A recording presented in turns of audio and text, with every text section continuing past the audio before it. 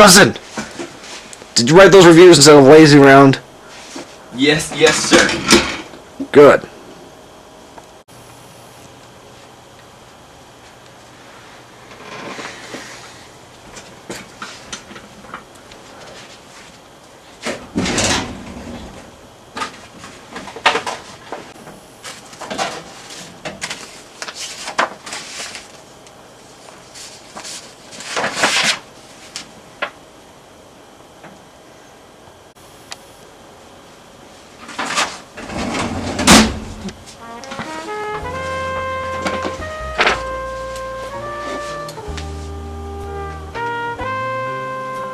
I remember this case like it was yesterday. It was a classic murder scenario. One victim, one cold-blooded murderer, and one mystery for me to solve. It was the evening of April 14th, 1945, where it all began.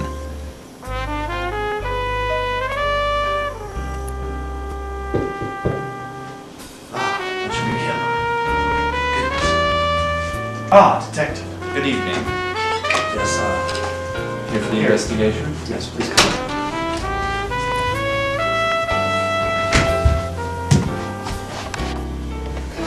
Shall I explain the case to you, Mr. Johnson.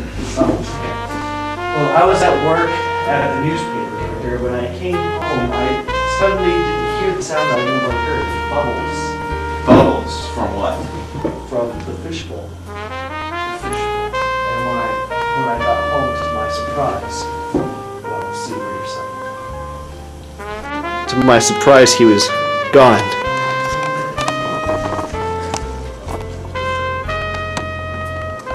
So what do you think, Mr. Johnson? Do you live alone, Mr. Anderson? No, there is one other. I'd love to meet him. Right this way. The only person that really lives with me is Mr. Pillow. He doesn't talk much, but he loves to read. Intriguing.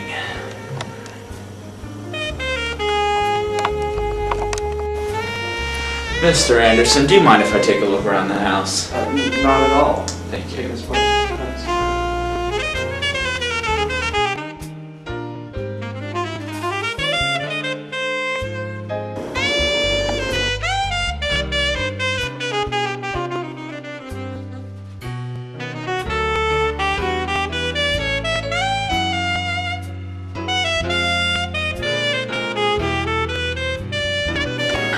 Did you find everything okay, Mr. Johnson? Yes, thank you, Mr. Anderson. I have a couple questions for you.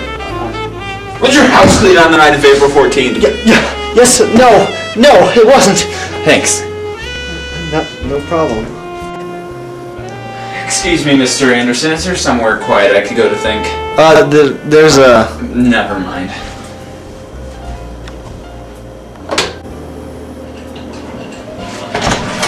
I've solved the mystery. Now, I'm sure you are aware, Mr. Anderson, Mr. Pillow, that your fish has gone missing. I am? It was the night of April 14th. You, Mr. Anderson, as you're well aware, were at work at your office. Mr. Pillow, you were reading quietly by the fireplace. Or were you? Now, it just so happens that I came across a torn-out page of a book found on the floor, presumably yours, Mr. Pillow. And that's exactly where the story starts. I read through the page. Very upsetting passage. Very upsetting chapter. Even for me, Mr. Pillow, an avid bookworm, as we all know, would understandably be upset by such a passage. That's exactly where it all begins. Mr. Pillow, in his anger, jumps out of the chair, rips the page out of the book, and storms through the house. Mr. Pillow, crashing into things, shattering glass, tearing furniture down.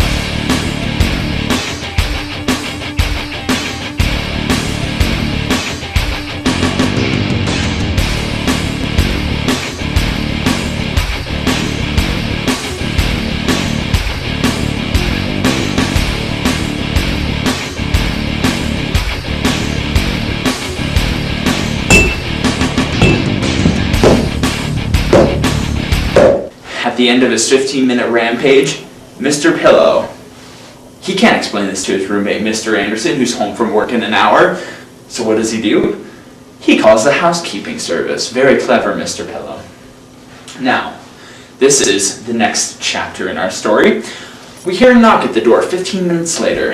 And who is it? None other than Ana Garcia. Or is it? We open the door, Mr. Pillow, as a gracious host, and we find her standing there. But what we hear is something not typical of a typical housemaid.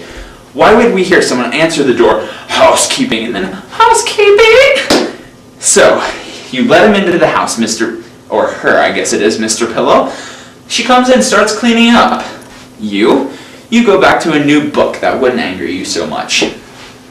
Now, you have no eye on Miss Garcia. She spots the fish. And this is where I know it's the serial killer, John Bishop.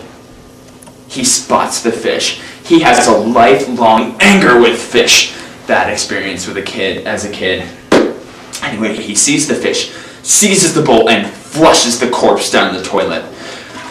I know this is upsetting, Mr. Pillow. That's what happened. We've got to track down John Bishop. We caught Bishop 2 days later impersonating as an airline stewardess. And that's the story.